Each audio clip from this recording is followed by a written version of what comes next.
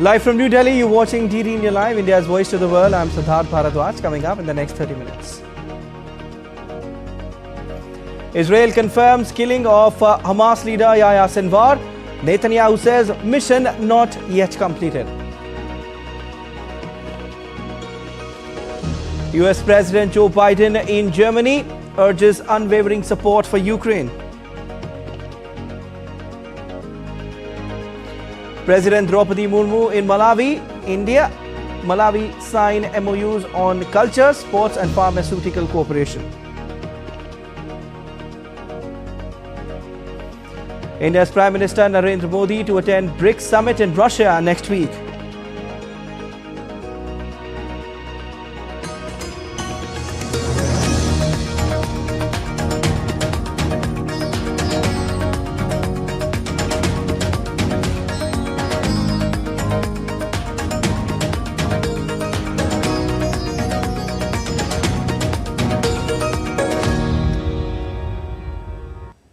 Israel claimed that Yahya Sinwar, the leader of Hamas, has been killed by its soldiers in southern Gaza last night. The killing marks a huge success for Israel and a pivotal moment in the year-long conflict. Israeli PM Benjamin Netanyahu warned that war in Gaza is not over and will only be over when all hostages are returned. Israel has claimed its forces have killed Yahya Sinwar, the Hamas leader and architect of the October 7th attacks, whose actions triggered the conflict. Israeli Prime Minister Benjamin Netanyahu described the alleged killing of Hamas leader as beginning of the end of the year-long conflict.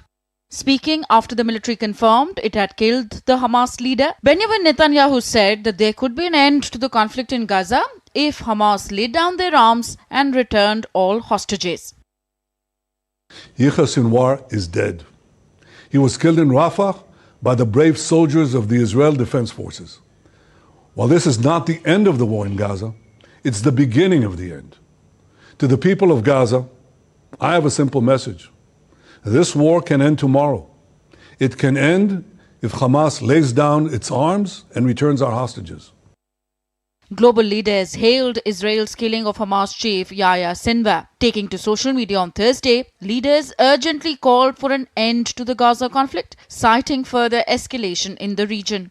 In comments to reporters after landing in Germany, US President Joe Biden said he had congratulated Netanyahu on Sinwar's death, adding that it is a good day for Israel and for the world. While Vice President Kamala Harris said that the death of Hamas leader Yahya Sinwar offered an opportunity to finally end the conflict in Gaza.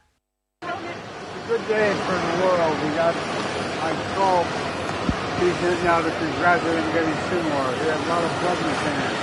American blood, Israeli blood, and others. And I told him that we were really pleased with his actions. And further that now's the time to move on. Terming the death of Hamas chief a turning point, French President Emmanuel Macron said it offered a crucial opportunity to end Israel-Hamas conflict in Gaza. Speaking to media after a meeting with EU leaders in Brussels, German Chancellor Olaf Scholz said Sinwar was responsible for the terrible, brutal, inhumane attack by Hamas on Israeli citizens on October 7th in the worst possible way. When asked about reports of the death of the Hamas leader, European Commission President Ursula von der Leyen said that the death of Hamas leader Yahya Sinwar is certainly significantly weakening Hamas. The leader of a terrorist organization, the terrorist organization of Hamas, and he was basically the mastermind behind the 7th of October with the killings, the massacres, the rapes and the kidnapping. So his death is certainly significantly weakening Hamas. EU Commission Vice President and EU Foreign Affairs Chief Josep Borrell said that Sinwar was an obstacle to an urgently needed ceasefire and the unconditional release of all hostages. With Hamas already weakened and more than a year into the Gaza conflict, Sinwar's death deals an immense blow to the organization. But Netanyahu, in his speech announcing Sinwar's death, indicated that Israel's conflicts in Gaza were not yet over and vowed to bring all the hostages home. Bureau Report, DD India. Israeli army carried out a military operation in Lebanon. A video released by the Israeli army showed troops carrying out a military operation in an unknown location in Lebanon. Armed Israeli troops were seen walking alongside tanks and entering buildings. On the other hand, Lebanon's Hezbollah said on Friday it was moving to a new and escalating phase in its conflict against Israel after the killing of Hamas leader Yahya Sinwar. India on Friday sent humanitarian assistance to Lebanon. In a post on X, Ministry of External Affairs spokesperson Randhir Jaiswal said that a total of 33 tons of medical supplies are being sent. First tranche of 11 tons of medical supplies was dispatched today. The consignment comprises of a wide range of pharmaceutical products, including cardiovascular medications, NSAIDs, non-steroidal anti-inflammatory drugs, anti-inflammatory agents, antibiotics, and anesthetics. On to the other conflict raging in Ukraine. Kyiv on Friday claimed to have shot down 80 of the 135 Russian drones. The Russian Defense Ministry hit several Ukrainian targets, including drone warehouse, ammunition depots, and the energy infrastructure of military enterprises, and shut down Ukraine's air defense system. Several rockets and also were shut, and also drones. Russia also repelled an attack by Ukraine in Kursk region and targeted Ukraine's armored vehicles and multiple rocket launchers. Meanwhile, Russia has claimed control over one more settlement in eastern Ukraine.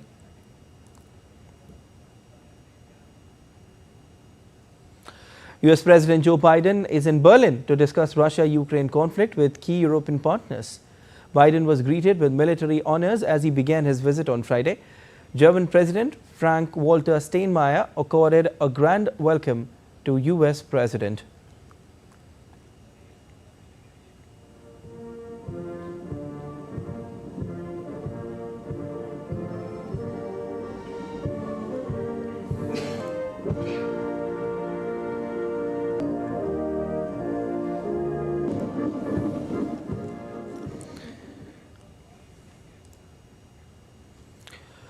Both leaders discussed support for Ukraine and the de-escalation of conflict in West Asia. Biden thanked Germany for its support to Ukraine. The United States and Germany are Ukraine's top military and financial backers. US President Biden received Germany's highest Order of Merit in a ceremony. German President awarded the highest Order of Merit for services to transatlantic ties to Biden. Thanking his counterpart, Joe Biden said he is overwhelmed and honored to receive the award. US President Joe Biden was welcomed by German Chancellor Olaf Scholz at the German Chancellery. Biden called on Ukraine's allies to maintain their resolve and support Kyiv going into a tough winter. Biden will also hold meetings with UK Prime Minister Keir Starmer and French President Emmanuel Macron on the issue of Russia, Ukraine and West Asia conflicts. NATO defense ministers gathered in Brussels for second day of the summit on Friday. The meeting is being held under the new NATO Secretary General Mark Rutte. The agenda of the meet is to come up with proposals on how to modernize the entire standardization process.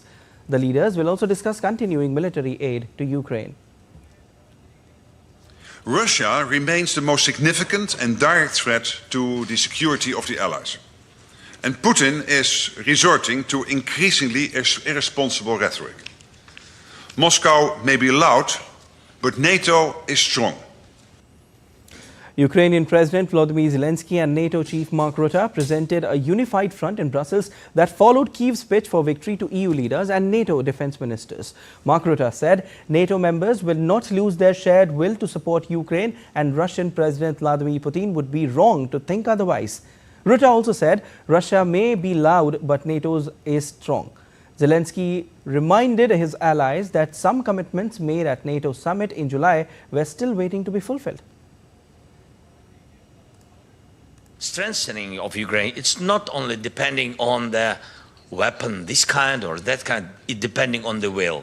If our partners will not lose their unity, we will not lose. South Korea's news agency has said that North Korea has shipped 1,500 Special Forces troops to Russia to support it in conflict with Ukraine.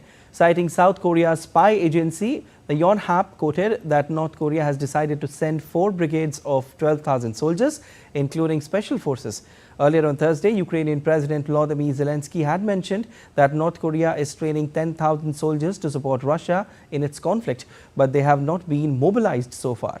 On the other hand, South Korean President Yoon Suk-yeol convened an emergency meeting stating that move poses a significant threat to international community while being dangerous for the country. Tensions on the Korean peninsula reached a new high after North Korean leader Kim Jong-un declared South Korea a hostile state. This follows a constitutional amendment that formally drops the goal of reunifying the two Koreas.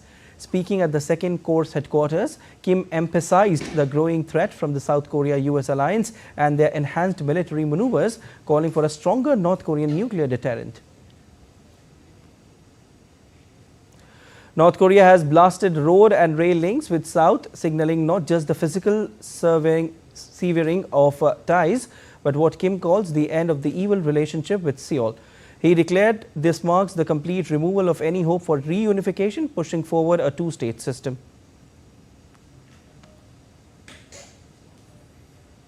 India's Prime Minister Narendra Modi will visit Russia from 22nd to 23rd of October 2024 at the invitation of Russian President Vladimir Putin to attend the 16th BRICS summit to be held in Kazan under the chairmanship of Russia. The summit, themed Strengthening Multilateralism for Just Global Development and Security, will provide an important platform for leaders to discuss key global issues. The summit will offer a valuable opportunity to assess the progress of initiatives launched by BRICS and to identify potential areas for future collaboration. During his visit, the Prime Minister is also expected to hold bilateral meetings with his counterparts from BRICS member countries and invited leaders in Russia.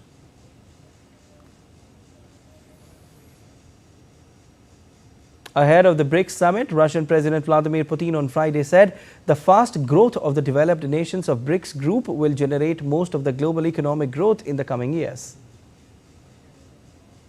BRICS is already playing a remarkable role in today's global economy, but obviously this role will also be increasing tomorrow. The countries in our association are essentially the drivers of global economic growth. In the foreseeable future, BRICS will generate the main increase in the global GDP. In the heart of a tense geopolitical landscape, Taiwanese President Lai Ching-te stood before the personnel of Coast Guard, the salty breeze from the nearby sea mingling with the gravity of his words. The backdrop of his speech was laden with significance, particularly in the context of the Taiwan Strait, a region fraught with territorial disputes and military posturing. Lai highlighted Taiwan's unwavering commitment to its sovereignty amid escalating tensions with China, which had recently conducted military drills in proximity to the island. He praised the Coast Guard personnel who had been on high alert during these exercises. India has surpassed China to become the largest two-wheeler market in the world, driven by rising demand in rural areas, supported by favorable monsoon conditions and government initiatives for rural development. This is according to a research report that was released today. Globally, two-wheeler sales grew 4% year-on-year in the first half of 2024, according to Counterpoint Research. Although India, Europe, North America, Latin America and the Middle East and Africa saw growth, China and Southeast Asia experienced a decline. India's two-wheeler market saw a remarkable 22% year-on-year growth in the first half this year. This strong performance allowed India to surpass China and become the world's largest two-wheeler market. Two-wheelers saw strong double-digit growth year-on-year in second quarter of this fiscal in India. And still to come on this edition of the Arena Live. Early voting in the presidential battleground of North Carolina. And in a tragic incident, a bus rolled over in the central province of Aksaray in Turkey on Friday, claiming 6 lives.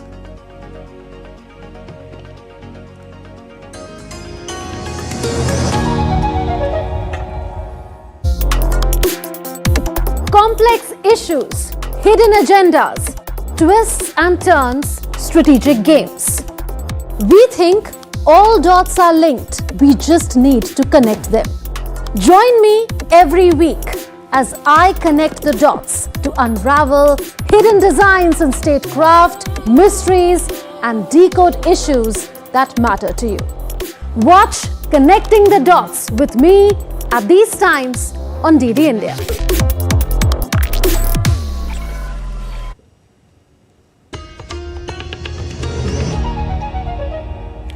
Early voting underway in the presidential battleground of North Carolina. And you're watching DD India Live, and I'm Siddharth Bharadwaj. Moving on, India's President Droupadi Murmu is in Malawi as part of her 3 African nations visit. The president held bilateral meeting with her Malawi counterpart Lazarus McCarthy Chakwera with a focus on issues to improve trade and economic activities between the two countries.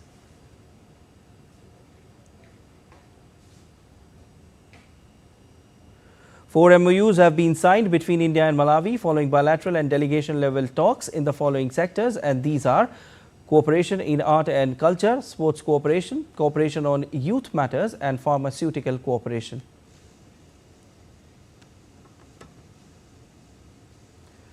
Earlier in the day, President visited the National War Memorial of Malawi and laid wreath there. The war memorial was built in honor of soldiers and civilians who lost their lives in First and Second World Wars. The president also visited the Kamuzu Mausoleum, the resting place of the first president, founder and father of Malawi nation. Early voting underway in the presidential battleground of North Carolina just weeks after Hurricane Helene left some residents still without power, running water and phone service. North Carolina could be crucial in determining a winner in the US presidential race, as its voting preferences could swing either way. Supporters of both Harris and Trump were vocal as Hurricane Helene, which killed more than 200 people across 6 states, has sparked questions on how it might impact voter turnout. Polls show a very tight race with a handful of swing states likely to determine the winner, as Trump and Harris are in a dead heat in North Carolina. A survey showed Trump with 48% support in state polls as compared to Harris, who had got 47.5% support. Republican presidential candidate Donald Trump made digs at his opponent, Democrat Kamala Harris, and embattled New York Mayor Eric Adams while touching upon his own legal troubles in a speech at a charity gala.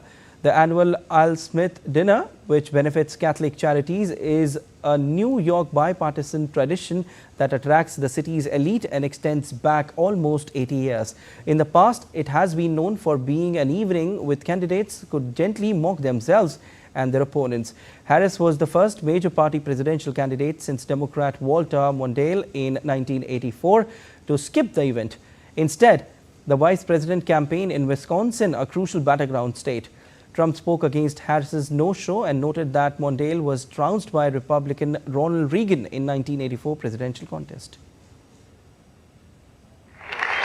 It's a rule. You got to go to the dinner. You got to do it. Otherwise, bad things are going to happen to you from up there. You can't do what I just saw on that screen. But my opponent feels like she does not have to be here, which is deeply disrespectful to the event, and in particular to our great Catholic community. Very disrespectful. Meanwhile, during a campaign event in La Crosse in Wisconsin on Thursday, U.S. Democratic presidential candidate Kamala Harris lambasted former President Donald Trump for calling January 6th when his supporters stormed the Capitol to try to overturn his 2020 defeat, a day of love. What did Donald Trump say last night about January 6th? He called it a, quote, a day of love.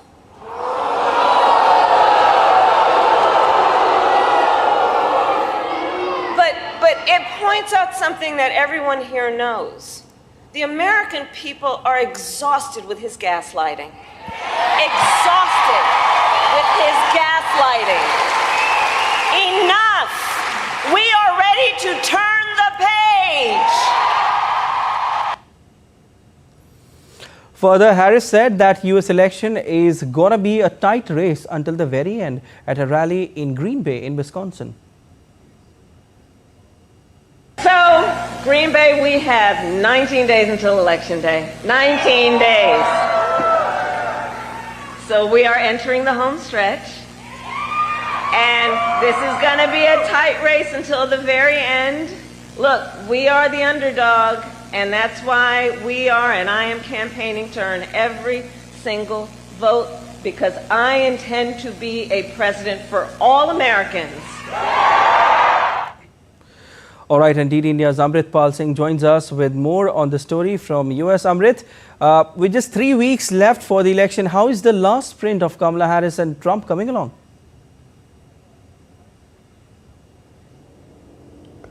Oh, it's reached a feverish pitch. The campaigning here, both political leaders, Kamala Harris and Donald Trump, are trading barbs at each other. Kamala saying people are exhausted with Donald Trump's gaslighting, making personal attacks. He saying, using the words that he uses for Kamala Harris, left-leaning lunatic, etc. So using these kind of harsh words. Kamala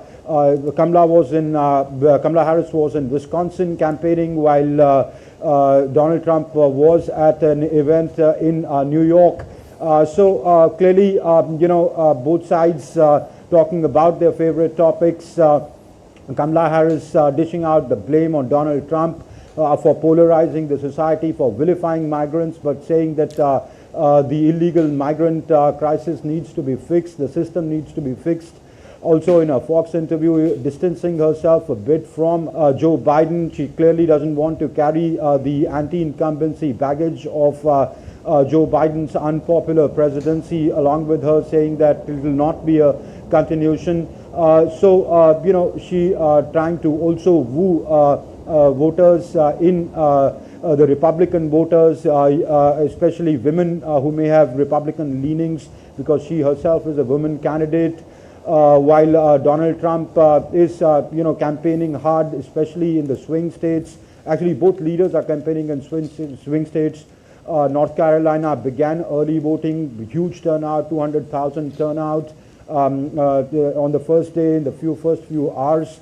So clearly, the swing states like Pennsylvania, North Carolina, Arizona will be very significant in determining the outcome of this presidential election. And as Kamala Harris herself conceded in Wisconsin, the race looks pretty tight.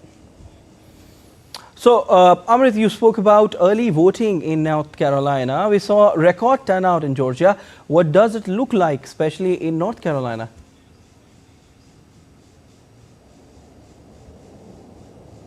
Oh, North Carolina is a very tight race. If you look at the polling, these early polls, the turnout is huge, 200,000 in the first few hours on Thursday when it opened. We saw a similar thing in Georgia as well.